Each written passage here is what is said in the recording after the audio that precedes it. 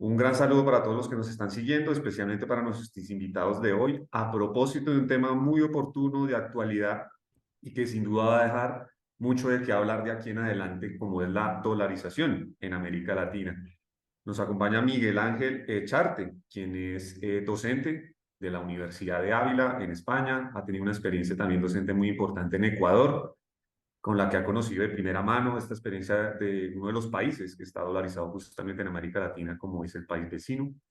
Y además tiene un libro, justamente, La dolarización en América Latina, desde una perspectiva de la escuela austriaca, que nosotros tenemos el gusto de editar y que pues es un insumo clave en este debate. Un gran saludo, Miguel Ángel. Un saludo a todos, muchas gracias por la invitación, Gilberto, y sobre todo a la Escuela de Negocios por invitarnos a hablar sobre este tema tan interesante. Gracias, Miguel Ángel. Y también nos acompaña Daniel Reisbeck, que es analista de política pública para América Latina del Cato Institute de Washington. Ha tenido también una experiencia docente importante. De hecho, también tiene un libro con nosotros en Unión Editorial. Y bueno, especialmente en este año también ha escrito artículos y demás y reflexiones sobre lo que ha sido la dolarización, específicamente para lo que es ahorita el reto de Argentina, que es el que lo ha puesto sobre la mesa, ¿cierto? Y bueno, pues un debate muy oportuno a propósito de también lo que pueda ocurrir en Colombia en torno a esta idea. También un gran saludo y bienvenido. Muchas gracias, Gilberto. Un placer estar con ustedes como siempre. Y bueno, de cara a este tema, pues quisiera empezar a darle la palabra a Miguel Ángel sobre lo que ha sido las experiencias de dolarización en América Latina, tanto la experiencia a título histórico como por supuesto la reflexión más teórica en general de lo que a la larga confluye en la idea de lo que sería una política monetaria que nos permita tener un dinero sólido, estable. Eventualmente podría ser el dólar, podría ser el otro, pero por supuesto la experiencia que vamos a abordar es en torno al dólar, las polémicas que hay en torno al mismo.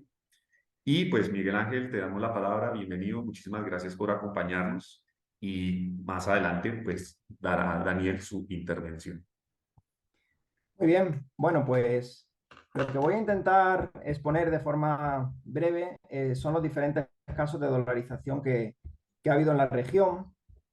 Entonces podemos entender el fenómeno como el proceso por el cual los agentes económicos de un país empiezan a utilizar otra moneda porque la moneda local se deprecia fuertemente y bueno, pues eso fue lo que sucedió en Ecuador en los años 90, antes de que se decidiera dolarizar de forma oficial. Entonces podemos distinguir entre una dolarización de facto, una dolarización espontánea, que en mayor o menor medida se ha producido en diferentes países de la región, de América Latina, y una dolarización oficial, que es cuando el gobierno ya reconoce ese fenómeno espontáneo que se ha producido en la sociedad, como ocurrió en Ecuador, como podría ocurrir en Argentina si uno de los candidatos termina ganando las elecciones. Y luego hay un caso diferente, que es el caso de El Salvador, donde no había un alto grado de dolarización espontánea, pero donde el gobierno decidió dolarizar en el año 2001. Y luego está el caso de Panamá, que es un país que está dolarizado, digamos, desde su independencia a comienzos del siglo XX de Colombia. Entonces, bueno, por explicar un poco el caso de Ecuador, comentar que dolarizó en el año 2000, oficialmente el 9 de enero del año 2000, a una tasa que se ha discutido, que fue una tasa muy elevada, 25.000 sucres por dólar. El sucre era la moneda local que tenía. Aquí podéis ver en esta diapositiva el grado de dolarización espontánea que había en los años 90, medido por el porcentaje de depósitos en moneda extranjera, es decir, en dólar, en el sistema bancario local, cómo fue creciendo, porque el sucre se fue depreciando mucho, pues ya desde los años 80, por la mala gestión de los gobiernos y del Banco Central. Entonces, Ecuador llega al año 99 a una crisis financiera y bancaria muy fuerte, que tiene diferentes causas, algunas internas, otras externas. Es decir, hubo varios, aquí he destacado algunos factores que contribuyeron a esa crisis, desde la guerra limítrofe con el Perú, el efecto tequila de México de unos años anteriores y algunas decisiones internas, esas, digamos, políticas de salvataje o salvamento, de bailout que hacía el Banco Central a los bancos, cuando estos se enfrentaban en problemas financieros, y algunas medidas no muy acertadas que se adoptaron al final de los años, en el año 99, ¿no? Entonces, hubo un feriado bancario, aquí podéis ver algunas imágenes, ¿no?, de congelamiento de depósitos y una crisis bancaria, ¿no? Entonces, en ese escenario, y luego ha sacado un libro, Yamil Maguad, que fue el presidente de Ecuador en ese momento, y que se llama Así dolarizamos el Ecuador, donde lo explica con detalle, pero bueno, realmente fue una última decisión que tomó, pues intentando salvar su gobierno, aunque finalmente acabó cayendo políticamente, y dolarizó en enero del año 2000, como he mencionado, a esa tasa de 25.000 sucres por dólar. Eh, Uno de los efectos inmediatos, bueno, tarda siempre unos años, pero es que la inflación, pues como podéis ver aquí, se redujo notablemente. De hecho, las tasas de inflación mensuales de Ecuador, ya para el final de ese periodo, pues estaban en torno al 14-15%, a lo que se dirigen prácticamente Argentina, que, bueno, pues tiene Argentina unas tasas anuales que ya están por encima del 140, pero mensuales en torno al 13, 14, 15, pues en ese sentido se parece un poco. Pero en Ecuador se añadía el hecho de que había una crisis bancaria, ¿no?, una crisis financiera importante. Hay varias formas de dolarizar, que eso es otro tema que luego podemos discutir. Ahora en Argentina hay un libro muy conocido de Emilio Campo y Nicolás Kachanowski, donde se estudia una propuesta que parece ser que el candidato Milei respalda, pero en el caso de Ecuador se dejó un plazo de tiempo para reemplazar completamente la moneda local, el sucre, por los dólares. Luego veremos que en El Salvador no se hizo así. En El Salvador, digamos que se permitió la coexistencia de monedas, el colón, con el dólar, aunque evidentemente el sistema bancario sí se dolarizaba. Es decir, podía circular la moneda, pero finalmente acabaría desapareciendo de circulación, ¿no? Y ahora veremos que el caso de El Salvador fue muy distinto al de Ecuador, aunque fue justo un año después. Entonces, bueno, los efectos sobre Ecuador han sido la estabilidad monetaria, se contuvo la inflación, en ese momento se redujeron muchísimo los tipos de interés. Al final, lo que se ocurre es que hay una convergencia con las tasas de inflación de Estados Unidos, también se reducen los tipos de interés, se facilitan la planificación a largo plazo y los créditos a largo plazo, aunque por diferentes motivos que luego podemos ver, bueno, pues no es la dolarización, no es la panacea a todos los problemas, resuelve los problemas monetarios, pero hay que afrontar una serie de reformas que ni en Ecuador ni en El Salvador se adoptaron, entre otras cosas porque durante un periodo largo, casi una década, pues han tenido gobiernos que en su momento estaban en contra de la dolarización, pero sin embargo no han podido revertirla. Una de los críticos sostienen que es un defecto, pero los partidarios sostienen que es un corsé que es muy difícil de romper, y en eso radica precisamente posiblemente una de sus ventajas, ¿no? En que elimina completamente el riesgo cambiario y proporciona estabilidad, porque es muy difícil salirse de una dolarización oficial. Porque si se hiciese, aparte de una crisis que la ciudadanía se opondría enormemente, dispararía las tasas de interés, habría fugas de capitales, etc. Pero en Ecuador pues no se han adoptado reformas en otros campos y no se ha sacado todo el provecho, todo el jugo que podría haberse sacado de la dolarización. Sin embargo, le ha permitido aislarse o sea, evitar las crisis inflacionarias que otros países vecinos como Venezuela, otros países cercanos, sí que han tenido, ¿no? O Argentina. En ese sentido, Ecuador pues ha estado muy, muy estable desde el punto de vista monetario, ¿no? Por pasar rápido, tengo más datos y gráficas, pero para el caso de El Salvador, comentar que dolarizan en 2001 con la Ley de Integración Monetaria, que permite la coexistencia de ambas monedas, pero ellos dolarizan no por una crisis, sino porque se quería fomentar el crecimiento económico y reducir los tipos de interés. Había un tipo de cambio fijo de 8,75 el colón, dólar colón, que ese se mantuvo, de hecho se dolarizó a esa tasa, y se pensó que permitiendo el uso del dólar se reducirían las tasas de interés, se atraería inversión extranjera. Y bueno, obviamente, pues aquí podéis ver cómo la inflación también se contuvo. no han sido capaces de atraer tampoco y de crecer como se esperaba, pero no es culpa, a mi juicio, de la dolarización, sino de factores reales que, si luego hay tiempo, podemos comentar, ¿no? Todos sabemos los problemas de El Salvador en muchos ámbitos y que luego podemos comentar. Por cierto, el presidente Bukele también hace un tiempo anunció la coexistencia del Bitcoin con el dólar, como curiosidad, que si queréis luego también lo comentamos. Y tanto Ecuador con Rafael Correa como El Salvador con el Frente Farabundo Martí para la Liberación Nacional tuvieron durante una década estos gobiernos que, a pesar de que tenían una retórica contra la dolarización, nunca se atrevieron a eliminarla, ¿no? Correa intentó crear una especie de dinero electrónico que acabó fracasando años después, pero en ningún momento tuvo ninguna popularidad. Es decir, la población de Ecuador respalda el dólar de forma muy mayoritaria, ¿no?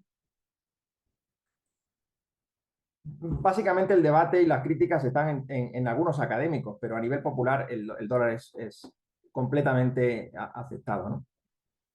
Bueno, en el caso de Panamá, pues simplemente comentar que la ventaja que tiene Panamá frente a Ecuador y El Salvador ha sido la gran integración bancaria, la gran presencia de bancos internacionales cuyas casas matrices actúan como prestamistas cuando hay problemas de liquidez. Una de las críticas que se plantean cuando no hay un banco central es que no hay un prestamista de última instancia. Hay que decir que Ecuador y El Salvador sí tienen banco central, pero evidentemente sin capacidad de política monetaria, ¿no? Panamá no tiene banco central, aunque sí hay algún banco nacional que ejerce las funciones que suele ejercer un banco central, ¿no? También decir que, al igual que hay dolarización oficial y espontánea, también podemos hablar de dolarización en un sentido amplio. Por ejemplo, hay países que han adoptado el euro, por ejemplo, España, pues de alguna forma está eurizada, ¿no? Es decir, no tiene moneda propia. E incluso hay países que no pertenecen a la Unión Monetaria Europea, como Kosovo, el Vaticano. Es cierto que son pequeños países, pero también utilizan el euro sin formar parte ni tener acceso al Banco Central Europeo.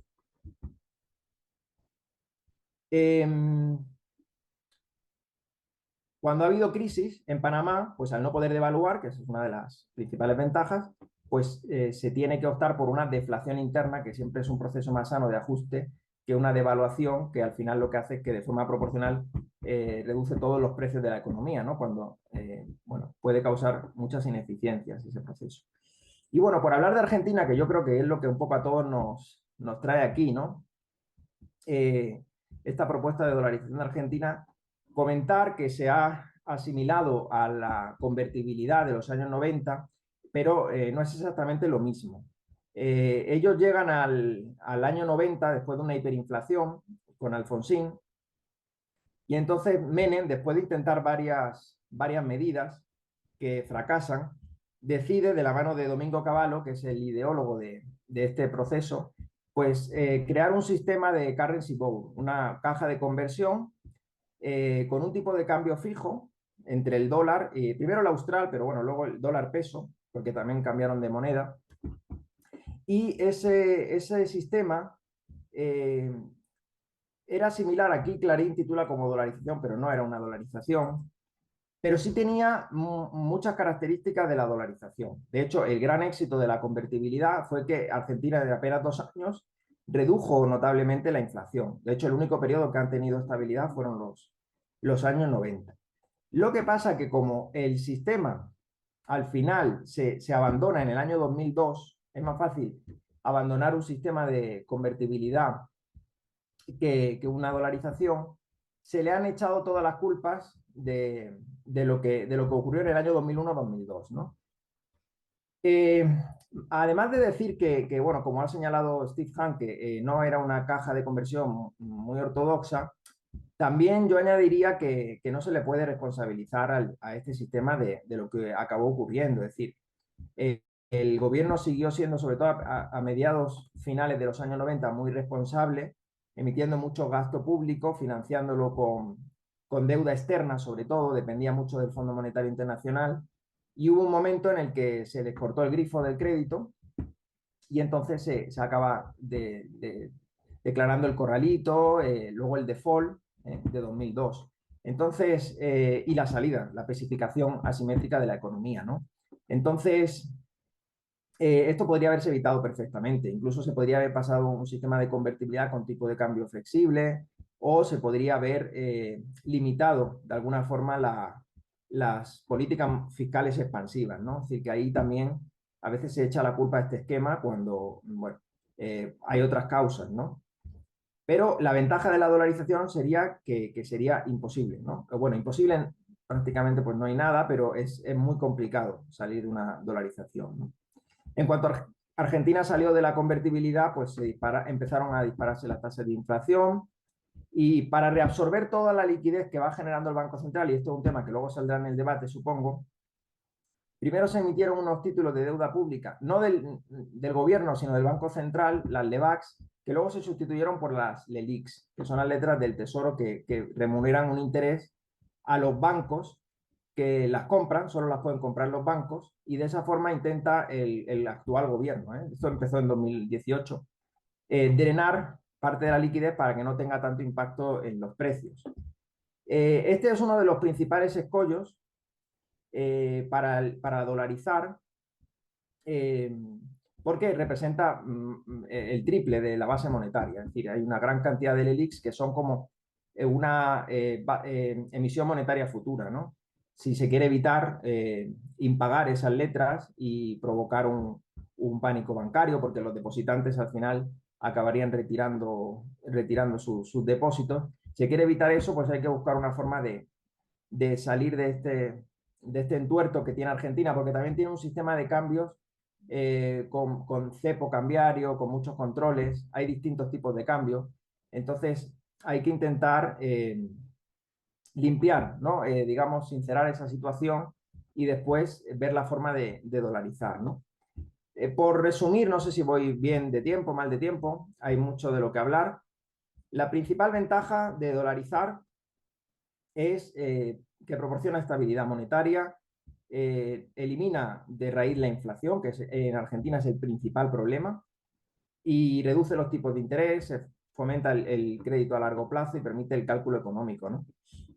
¿Tiene algunos inconvenientes? Bueno, pues sí, evidentemente. Por un lado, siempre se habla de la pérdida del señoreaje, pero Manuel Heinz, que fue el ideólogo de la dolarización en El Salvador, siempre señala que la pérdida del señoreaje sería como un seguro, como la prima de un seguro, que te elimina el riesgo, o te reduce o te elimina el riesgo el riesgo cambiario, ¿no? Que es mucho peor que lo que puede suponer la pérdida del señoreaje. Y luego, por otro lado, pues siempre se habla de qué ocurre si hay un shock externo, ¿no? Al final, España, aunque no tenga el euro, puede ejercer cierta influencia en el Banco Central Europeo, muy pequeña, pero puede ejercerla. En el caso de Ecuador y El Salvador, pues no es así, ¿no? Ahora bien, Argentina tendría más repercusión. Estos casos no son tan conocidos, quizá en América Latina sí, pero no sé si en el resto del mundo. El caso de Ecuador y El Salvador, pues son países muy pequeños. Ya si dolariza Argentina tendría una repercusión enorme, ¿no? Por el tamaño de su economía, por el número de habitantes y la importancia geopolítica que tiene. Entonces, luego si queréis podemos entrar en posibles pros y contras. Evidentemente, a corto plazo supondría algunos riesgos, sobre todo para el sistema bancario, porque el sistema bancario de reserva fraccionaria al final hay un descalce de plazos y evidentemente sin ese prestamista de última instancia podría haber ciertos problemas de liquidez. Pero, por ejemplo, comentar que en Ecuador los bancos se disciplinaron y de hecho tienen unas reservas muy elevadas. Es decir, que el porcentaje de reservas, más allá de la reserva legal, pues es un nivel alto y de hecho el sistema bancario de Ecuador está bastante saneado. Con lo cual, bueno, pues yo considero que es una buena propuesta. Quizá que Argentina tiene que enfrentar en un momento que no es el ideal, en un momento que no es el ideal, quizás se podría haber dolarizado mucho antes, ¿verdad? En el propio, a comienzos del año 90, pero bueno, pues está en un callejón sin salida y yo creo que es una decisión que puede ser acertada, ¿no? Aunque tenga algunos riesgos, pero que debe ir acompañada de otras reformas, porque al final hay que flexibilizar el mercado laboral y flexibilizar otros mercados para que no esa rigidez que impone la dolarización no se, no dificulten, ¿no? A los empresarios a la hora en el comercio exterior, que es una de las críticas que siempre se comentan, el no poder depreciar el tipo de cambio para exportar, o qué pasa si tus vecinos deprecian y tú no puedes. Bueno, pues al final hay que adaptarse, a esa situación y decir simplemente que países como Alemania son potencias exportadoras en Europa y durante años, bueno, antes de que tuvieran el euro, tenían una moneda fuerte, y exportaban productos de alta calidad y son países muy productivos, ¿no? Es decir, que se puede considerar un mito pensar que simplemente depreciando el tipo de cambio, pues ya garantizas poder exportar más. ¿Puede impulsarlo a corto plazo? Sí, pero al final, si continúas devaluando tu moneda, pues eso tiene más riesgos y lo hemos visto, ¿no? En Argentina y Venezuela. Entonces, bueno, creo que voy más o menos en los 20 minutos que tenía. Luego, si queréis, podemos analizar esta y otras cuestiones sobre la dolarización. Muchísimas gracias, Miguel Ángel. Y pues bueno, muchas cosas por tocar. Seguro Daniel reiterará en unas, agregará otras. Y pues le damos el uso de la palabra, Daniel. Bienvenido de nuevo y pues adelante. Bueno, muchas gracias, Gilberto. Y bueno, después de esa presentación de Miguel Ángel tan buena, me va a ser un poco difícil porque voy a repetir varias de las cosas que dijo, pero bueno, espero poder agregar algo de valor al debate. Yo les quería hablar porque a raíz de algo importante a tener en cuenta en cuanto a la dolarización es que, dado que los países dolarizados en América Latina son relativamente pequeños y no tan importantes políticamente, entonces se le ha puesto muy poca atención a la dolarización y se ha considerado algo como extraño, una anomalía. Y por eso, desde que empezó a surgir Javier Milei con la propuesta de dolarizar en Argentina, y sobre todo cuando ganó las primarias en agosto, muchísima gente, no solo en América Latina, no, definitivamente no solo en Argentina, sino también en Estados Unidos y en Europa, empezaron a comentar acerca de la dolarización. El 95% más de los artículos y los comentarios han sido en contra, pero el asunto es que, por esa razón que les dije anteriormente, la mayoría de estos comentaristas realmente no entienden la dolarización porque no le han puesto atención, y no le han puesto atención más allá de algunas teorías, no le han puesto atención a la experiencia concreta de la dolarización en América Latina, como se ha hecho, por ejemplo, Miguel Ángel, pero eso es algo muy raro. Y pues, digamos, he tenido la ventaja. Yo he estado escribiendo acerca de dolarización, sobre todo artículos periodísticos, desde hace ya varios años, desde el punto de vista colombiano, y les quiero hablar un poco de eso también. Y también he tenido la ventaja de que hace un año y medio trabajo acá en el Cato Institute en Washington, y que Cato ha sido prácticamente la única institución que ha escrito y ha estudiado la dolarización en América Latina, no desde hace un año, hace 2 años, sino hace décadas.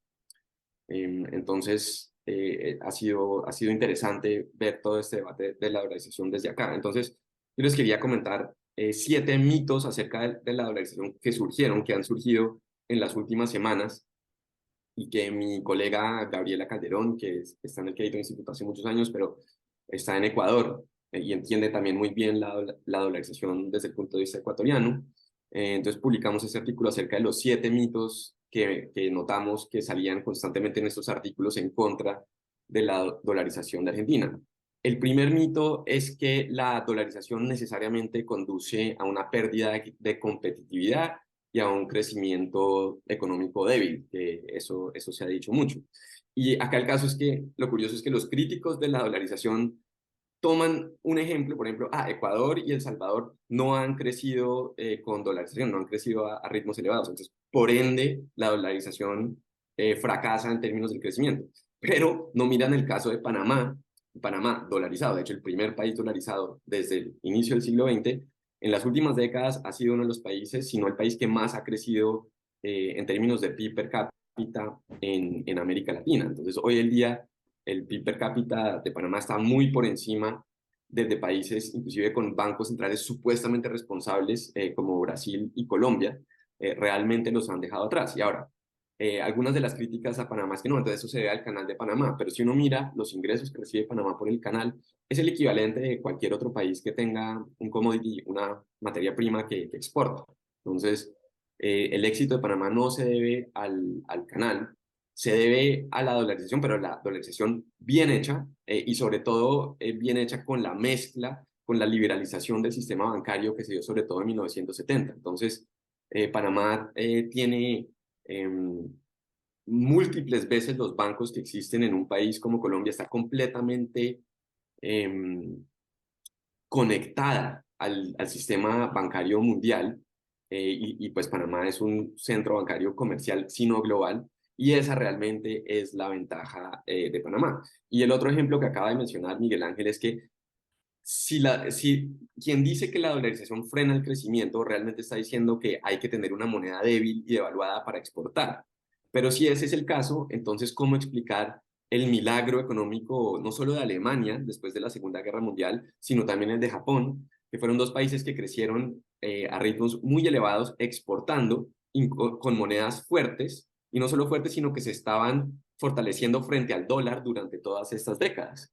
Entonces, el asunto, y eso lo dice Manuel Heinz, el exministro que dolarizó El Salvador, lo que hace la dolarización o lo que hace una moneda fuerte es que incentiva la producción con un alto nivel de valor agregado. Mientras que una moneda débil, que es lo que siempre dicen en Colombia dicen, no, entonces mejor tener el peso a 5.000 o 6.000 para exportar más, es que esa política de moneda débil solo motiva o incentiva las exportaciones de bajo valor agregado y eso en últimas, pues conduce a una economía poco productiva pues estancada, como es el caso, por ejemplo, de Colombia, que ha tenido una depreciación terrible, y de eso quiero hablar un poco al final si tengo un poco de tiempo. El segundo mito es que, claro, como el crecimiento en Ecuador y El Salvador ha sido bajo, entonces, por lo tanto, la dolarización no ha sido un éxito en estos dos países. Y el asunto, como mencionaba Miguel Ángel, es que la dolarización ha sido un gran éxito en El Salvador y en Ecuador, sobre todo porque, digamos, en el caso de Ecuador, lo salvó de Rafael Correa.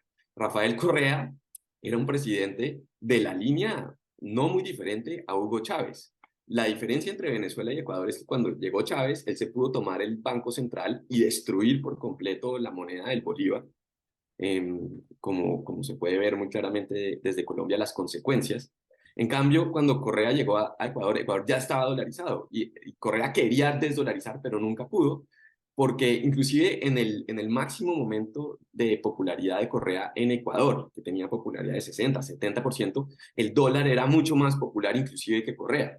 Entonces yo he visto encuestas de hace unos años que tenían la popularidad del dólar alrededor del 90%. Hace unos días vi una entrevista de Jaime Durán Barba, que es un analista político ecuatoriano, pero que vive en Argentina, y él dice que él lleva a cabo encuestas semanales y que según sus métricas, el 95% de los ecuatorianos quiere mantener el dólar. Entonces sí, el dólar es difícil de adoptar. Al principio cuando se adoptó hay unos meses, un periodo difícil, la mayoría de los ecuatorianos se oponían, pero después de un tiempo, cuando ven las ventajas concretas de la dolarización, nadie en Ecuador ni El Salvador quiere regresar a una moneda nacional depreciada y devaluada. Entonces, es por eso, sobre todo, esta estabilidad monetaria y el hecho de que cuando uno tiene una moneda estable, no como el peso colombiano, la gente mantiene la capacidad de compra. Entonces, por eso uno ha visto en los últimos años los ecuatorianos que cruzan la frontera para ir de compras en Colombia porque tienen una moneda estable y fuerte, no como el peso colombiano, y eso no se veía antes de la dolarización, todo lo contrario. El tercer mito, o sea, por ende la dolarización, pese al bajo crecimiento económico, ha sido en los países, porque sin dolarización hubieran tenido seguramente casos de inflación muy alta o hiperinflación, como el caso de Venezuela, o a lo que seguramente va Argentina. El tercer mito que también lo mencionó Miguel Ángel es que la dolarización ya se intentó en Argentina en los 90 y fracasó. No, eso no es el caso porque lo que hubo en Argentina fue una caja de convertibilidad, un sistema de convertibilidad, una caja de conversión que no fue ortodoxa porque una caja de conversión funciona eh, cuando hay un banco central que se dedica únicamente a tener una política cambiaria, es decir, la única labor del Banco Central es decir, la tasa de la moneda frente al dólar es esta y la vamos a mantener. Pero no puede llevar a cabo una política monetaria activa y la fuente de la base monetaria es sobre todo extranjera y tiene que haber unas políticas de mantener cierto nivel de reservas y otras cosas un poco técnicas, pero el asunto es ese. En cambio, la caja de conversión que hubo en Argentina fue no ortodoxa, porque sí, mantuvieron la tasa fija, pero estaban llevando a cabo política monetaria. Y el mejor ejemplo, para que se entienda más sencillo, en mi opinión, es que en un punto Argentina, bajo este sistema de convertibilidad, tenía dos tipos de tasas de cambio, una para exportaciones y una para importaciones. Eso no puede suceder bajo dolarización, porque bajo dolarización la moneda local deja de existir, entonces no puede haber distintas tasas de cambio. Entonces lo que sucede es que cuando ciertos actores dentro del sector financiero ven eso, dicen, no, esto está colapsando y empiezan a apostar fuertemente en contra de la convertibilidad y eso fue lo que aceleró su caída, pero las consecuencias, como hemos visto, han sido desastrosas. Entonces es muy claro que la convertibilidad no era dolarización y si demuestra algo es que las autoridades monetarias en Argentina inclusive no se les puede dar ese poco poder que tenían en ese entonces y lo más sensato es simplemente quitárselo por completo.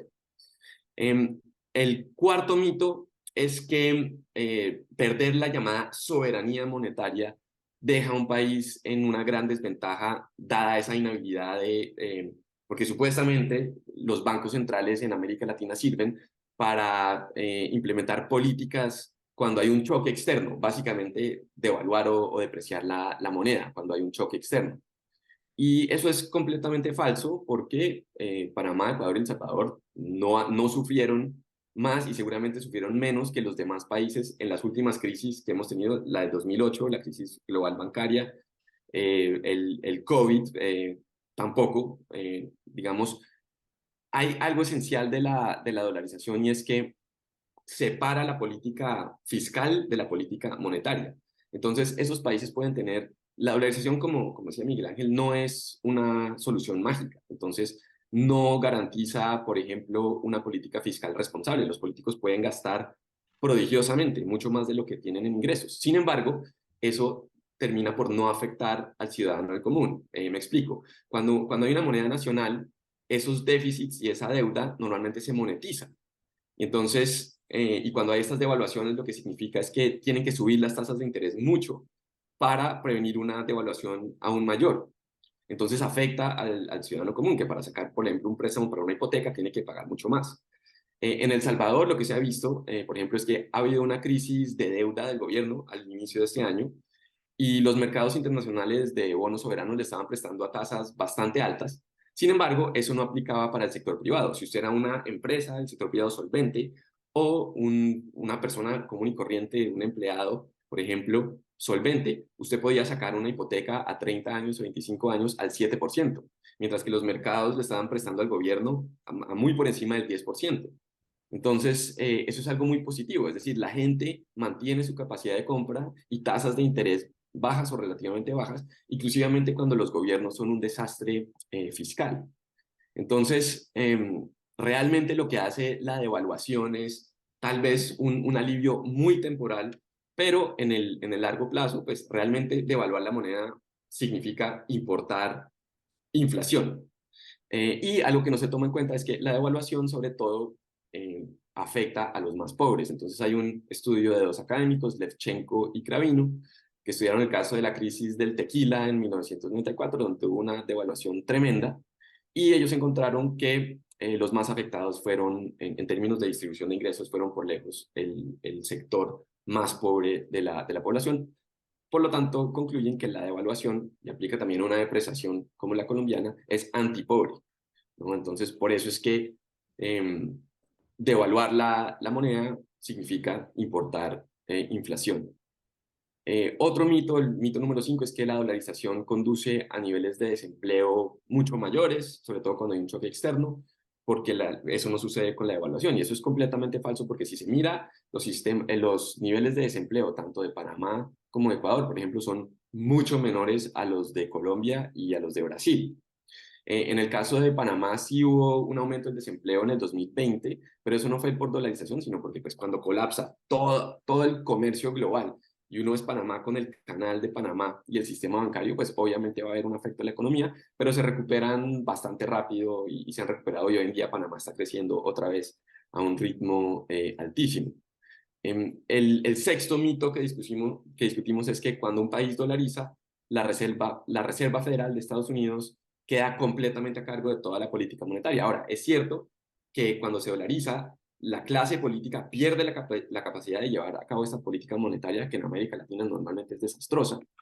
Sin embargo, el caso de Panamá de nuevo refuta esta tesis porque dada esa integración tan cercana y tan completa que tiene el sistema bancario panameño con el sistema global financiero, realmente la política monetaria de la Reserva Federal afecta a Panamá de la misma manera que afecta al resto del mundo.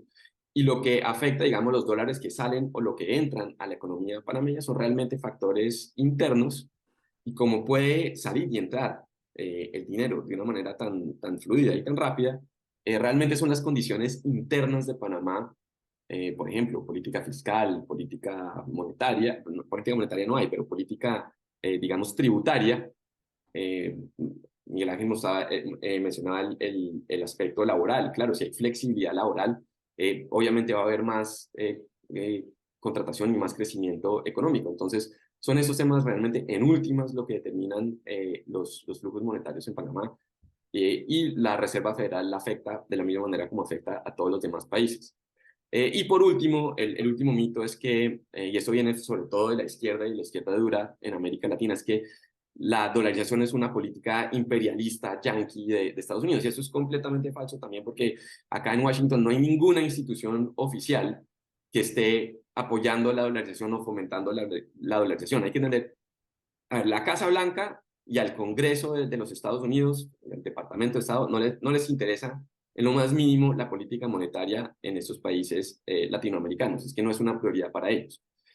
Y mientras tanto están las instituciones multilaterales, sobre todo el Banco Mundial y el Fondo Monetario Internacional, y en la medida que ellos se pronuncian, normalmente se pronuncian en contra de la dolarización. Entonces, por ejemplo, cuando Ecuador dolarizó en el año 2000, el presidente lo tuvo que hacer en contra de los deseos y de las recomendaciones del Fondo Monetario Internacional. Y de hecho ni siquiera le avisaron a Estados Unidos que iban a dolarizar, les avisaron, creo que le mandaron un fax a la tesorería post facto, es decir, cuando ya habían anunciado la dolarización. Entonces, podemos hablar de por qué. Yo tengo una teoría, bueno, Steve Hanke tiene una teoría de por qué el Fondo Monetario no apoya la dolarización, que básicamente se reduce a que no les conviene, porque todo su, digamos, modelo de negocios consiste en entrenar a estos funcionarios de bancos centrales en América Latina y en otros países, y cuando se cae ese modelo, pues no tienen nada que hacer, por lo menos en ese sentido, porque ya no, sobre todo cuando no hay banco central. Y bueno, sí, Ecuador mantiene un banco central, pero pues no tiene mayor importancia. Entonces, claro, el punto de esto es que la experiencia de la dolarización, y eso lo demuestra la inmensa popularidad en estos países, para la población en general, demuestra que puede que algunos teóricos, columnistas saquen argumentos en teoría en contra de la dolarización, pero la experiencia del día a día para la mayoría de la gente con la dolarización es muy positiva y por tanto la dolarización tiene popularidad del 90-95% en un país como Ecuador, que es donde sé que se ha medido. Entonces, eh, lo puedo dejar ahí y podemos eh, responder preguntas o seguir debatiendo. Claro que sí, gracias Daniel. Y bueno, yo quería hacer simplemente un anuncio y es que este debate de la dolarización pues va a seguir de qué hablar, va a seguir dando de qué hablar, como decía en un principio. Y de hecho el 8 de noviembre aquí también entre la Universidad Sergio Arboleda, patronante de la Escuela de Negocios y Unión Editorial, junto con la Escuela de Historia, a la que yo también pertenezco, vamos a tener el tercer Congreso Colombiano de Escuela Austríaca de Economía, en el que abordaremos en un espacio especial el tema de la dolarización, de manera que quienes sigan interesados en este tema nos pueden acompañar en este evento miércoles 8 de noviembre en el Hall 74, que es aquí al frente de la Universidad Sergio Arboleda. Invitadísimos, en nuestras redes los estamos anunciando, tanto de Prime como de Unión Editorial, para que lo tengan presente. Listo. Porque, y yo quiero aquí recoger unas inquietudes que he venido viendo de los participantes. Algunas ustedes ya las han resuelto en sus intervenciones, Miguel Ángel, Daniel, especialmente Daniel, señalándolo como los grandes mitos, ¿sí? Y uno que me llamaría la atención que pudiéramos reflexionar es precisamente en países que, como Argentina, por su tamaño, por su economía, inclusive por su peso político, están dando este debate, e inclusive en Colombia. Esto yo también lo he visto de primera mano. Aquí incluso se propuso dolarizar en algún momento, algo que se desestimó un debate en el Congreso por allá en 2010. Esto no ha tenido mayor fuerza, pero cada vez va cogiéndola más. Entonces, yo quisiera como unas intervenciones como de cierre con las que ustedes crean que es como debe darse el debate de dolarización, o sea, cuáles serían las ideas claves con las que seguir dando el debate de dolarización, aclarando pues ya lo que ustedes han mencionado, los mitos que hay al respecto, la experiencia que hay sobre estos países y los retos que hay ya no solo para los países que ya están dolarizados, sino los que lo pueden estar, como puede ser obviamente Argentina, del que hemos hablado, y eventualmente incluso Colombia o algún otro que ustedes consideren. Entonces, pues, no sé, Miguel Ángel, o inclusive si ustedes tengan alguna pregunta entre ustedes de lo que han expuesto, pero pues les doy la palabra. Si quieres, Miguel Ángel, Sí, pues, bueno, en primer lugar, felicitar también a Daniel por su exposición porque lo ha enfocado muy bien, ¿no? Señalando algunos mitos muy extendidos sobre la dolarización. Entonces sí que comentar algunas cuestiones al respecto. Por ejemplo, lo primero es que hay que entender que hay que comparar alternativas de política económica. Es decir, a veces planteamos la economía del nirvana como la mejor opción cuando a veces no es posible, ¿no? Políticamente. Entonces, es una decisión de política económica, la dolarización oficial, me refiero, si Argentina acaba adoptándola.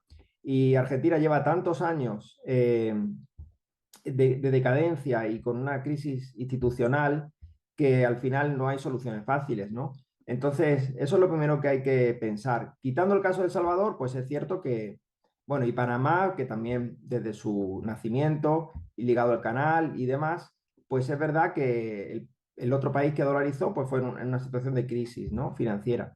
¿Hay países que lo han hecho bien con Banco Central propio? Pues sí, bueno, pues Chile o ha habido independencia en algunos países, ¿no? Pero es que en Argentina no la ha habido, y no la ha habido desde los años 40 hasta ahora, con diferentes gobiernos.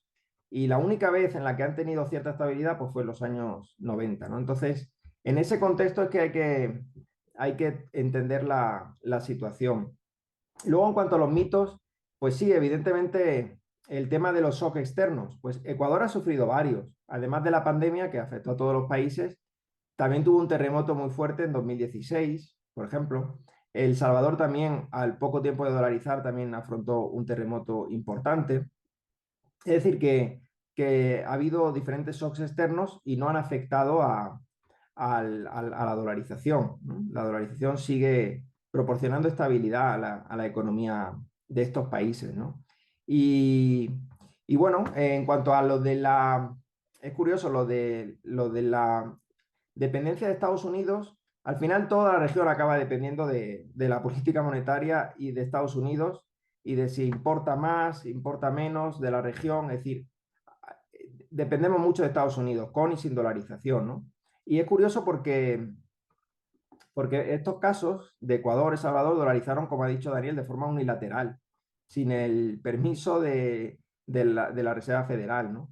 Entonces, y bueno, incluso la creación de los bancos centrales de muchos países de América Latina, pues que empiezan a surgir en los años 20, esto sí es una misión de la misión Keveret, ¿no? Que procede de Estados Unidos, eso no se suele mencionar. Son paradojas, son críticas secundarias, yo creo que esto no es relevante, realmente es una decisión que sale de Argentina, es decir, de un sector de Argentina que plantea como una única solución al problema monetario, ¿no? Luego habrá otros problemas en la economía. ¿Qué desafíos implica? Bueno, pues en el caso de Argentina, pues está el debate de cómo conseguir los dólares para dolarizar, pero se puede hacer en un periodo, se puede dar un periodo de un año, por ejemplo, para ir recomponiendo las reservas que son muy escasas del Banco Central, eso es verdad.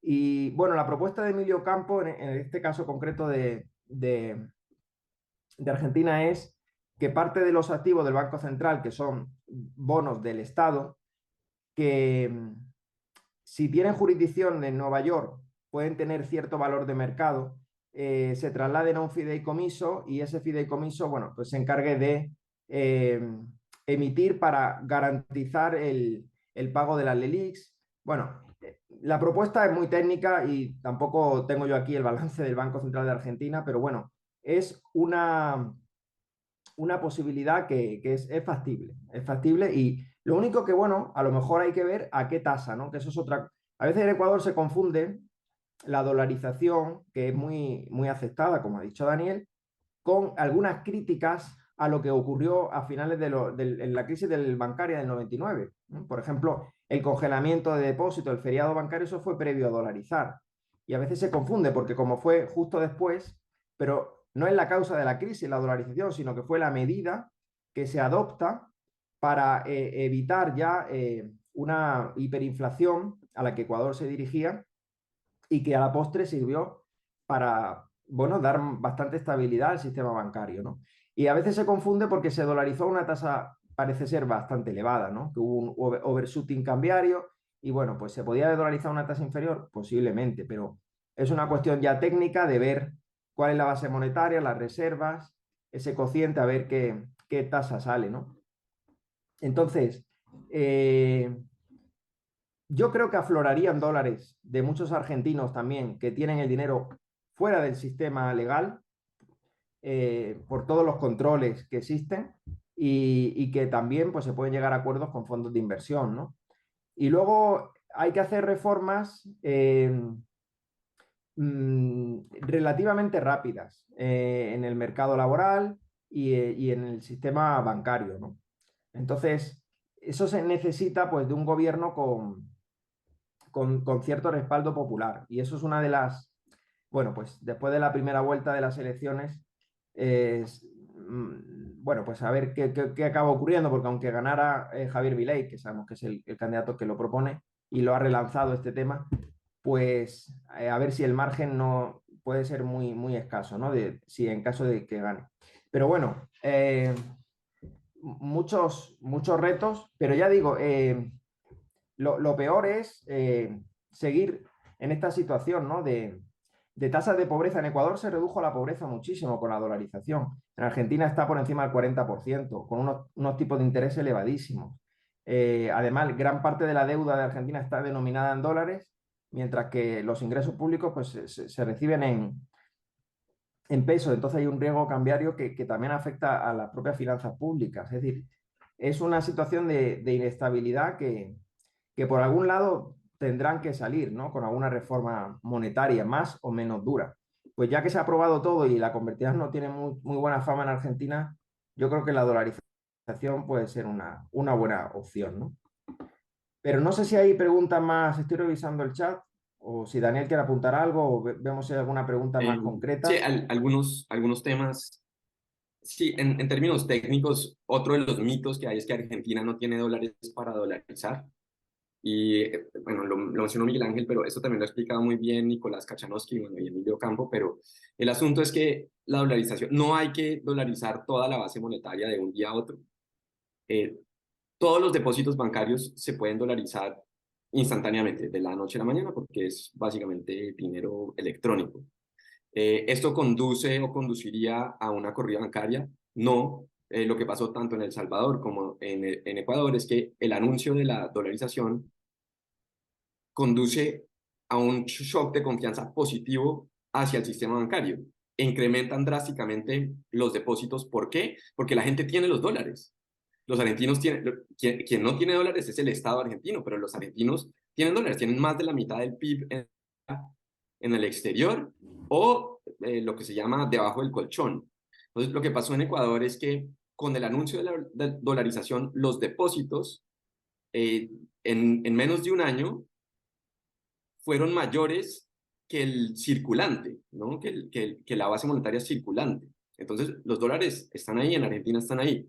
Y el otro tema es el tema del circulante, y eso, como decía Miguel Ángel, digamos, en Ecuador dijeron, va a haber un periodo de 9 meses, fijado claramente por el gobierno, pero durante esos 9 meses las dos monedas circulan simultáneamente. Entonces, cuando uno tiene un sucre, el sucre circulaba a la tasa de cambio que era 25.000. Ahora, algo importante es que sí hay que dolarizar a la tasa de cambio o muy cerca de la tasa de cambio de mercado.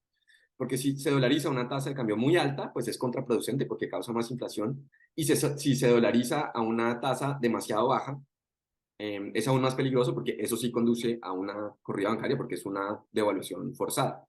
Entonces, siempre y cuando haya una devaluación a la tasa de mercado, va a haber más depósitos y van a circular ambas monedas. En El Salvador fue voluntario el proceso y se demoró alrededor de 24 meses para que el 90% del circulante estuviera dolarizado. Y mientras tanto, obviamente, ya una vez con la dolarización, todos los depósitos o el dinero bancario se va creando en dólares. Entonces, eso es algo casi que orgánico. Otro tema acerca de Colombia, que a mí me interesaría mencionar, es que eh, Colombia tiene el peor de los mundos, diría yo, porque hemos hablado de países oficialmente dolarizados, Panamá, Ecuador y El Salvador, pero no hemos hablado de los países que se llaman semidolarizados, que es básicamente donde el gobierno permite la apertura de cuentas bancarias y el uso de dólares en las transacciones. Por ejemplo, Perú es un país semidolarizado y eso también explica buena parte de su estabilidad económica en los últimos años. Otro ejemplo es Guatemala. Entonces, en estos países uno puede ir, está el Quetzal, por ejemplo, en Guatemala, pero uno puede ir a un banco y uno puede abrir una cuenta muy fácilmente en dólares. Eso es algo que en Colombia nunca han permitido y, en mi opinión, es algo completamente escandaloso. Porque si uno mira, la depreciación del peso ha sido brutal. El tema es que los medios de comunicación en Colombia hablan del dólar en términos del movimiento del último mes o de las últimas 2 semanas o los últimos 3 días, pero quiero que ustedes tengan en cuenta, por favor, ¿alguien sabe a cuánto estaba el dólar en 1991 promedio? Adivinen. Bueno, no sé si uso Como el dos micrófono, mil pero pesos, si no estoy en mal. 1991 el precio promedio del dólar fue 627 pesos, ¿no? Entonces, claro, es hace 3 décadas, un poco más, y no es como el peso argentino que se ha devaluado más de un 50% solo en el 2023, pero estamos hablando de una depreciación superior al 80% en 3 décadas, es decir, es una depreciación anual casi del 7% con 23 años de depreciación y solamente 10 años de apreciación, perdón, 7 años de apreciación y 10 años de depreciación superior al 10%, es decir, el colombiano está perdiendo el poder de sus ahorros anualmente solo por tener el peso y el gobierno le impide acceso a un mecanismo de mantener su poder de compra, que es el ahorro en dólares. Ahora, se puede hacer de diferentes maneras. O sea, no puede ir a las cajas de cambio y todo lo demás, pero debería ser obviamente algo mucho más fácil y algo más formal en el sistema y no lo es. Entonces, yo creo que, sí, yo sí creo, y lo he dicho hace años, que Colombia debería dolarizar. En Colombia eso ni siquiera está sobre la mesa porque el Banco de la República es una especie de vaca sagrada. Las tasas de inflación en Colombia sí han sido bajas si uno lo compara a Venezuela, pero eso sí es compararse no solo con el peor de la clase, sino con el que ha perdido 5 años seguidos. Entonces, eh, claro, como no hay, bueno, la inflación está alta en Colombia, ningún país debería tener inflación de 2 dígitos cuando hay una alternativa como la dolarización, y Colombia lo tiene en este momento, pero tal vez como no estamos en una situación extrema como la de Argentina, entonces no es un tema que se está debatiendo todos los días. O sea, yo creo que como mínimo la propuesta debería ser permitir la semidolarización, es decir, la apertura de cuentas bancarias en dólares, y no solo en dólares, en otras monedas, puede ser euros, francos suizos, libra esterlina, lo que sea. Entonces yo creo que eso es un debate que debería definitivamente estar sobre la mesa. Muchísimas gracias, Daniel. Y bueno, se nos quedan algunas inquietudes. Algunas ya se han aclarado en el trayecto de lo que fueron sus exposiciones, por supuesto también de estas aclaraciones finales. Les pedimos excusas a las que no alcancemos a resolver, pero como les decía, esto se va a seguir debatiendo. Un evento como el del 8 de noviembre que les anunciaba hace un momento también se va a retomar. Y no está de más recomendar que sigan a Miguel Ángel, a Daniel en lo que han sido sus estudios, a propósito inclusive de los libros que hemos publicado sobre él, particularmente Miguel sobre dolarización. Daniel tiene otro en el que habla de la dolarización y particularmente en el caso colombiano, su libro de Viva el Capitalismo Salvaje, que también lo encuentran con nosotros. Y esto es un debate que sigue abierto. Sí, es un debate abierto muy interesante y sobre todo muy oportuno y necesario, porque no es cualquier cosa de lo que estamos hablando. Es algo del día a día de las personas, como es la calidad de su moneda, ¿sí? Entonces, pues, antemano, darle las gracias a todos los que nos han seguido, por supuesto a Miguel Ángel, a Daniel. En una futura ocasión, por supuesto, ojalá nos volvamos a encontrar. Y acuérdense, esto queda grabado para quienes lo quieran volver a repasar. Vamos a estarlo compartiendo por YouTube, particularmente desde Unión Editorial Colombia, por su canal. Entonces, pues, un gran saludo, Miguel Ángel, Daniel, muchísimas gracias. Y Gracias a nos estamos viendo en vosotros. una próxima ocasión. Saludos. Muchas gracias, Gilberto. Un saludo para todos y para una próxima ocasión.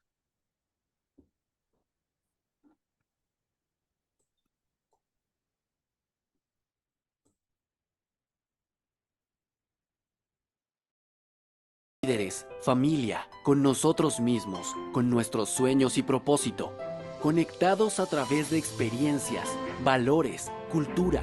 Identificamos retos y los aceptamos con la ilusión de mejorar, de transformar realidades, de desafiar nuestras capacidades y así entregamos el corazón en ello.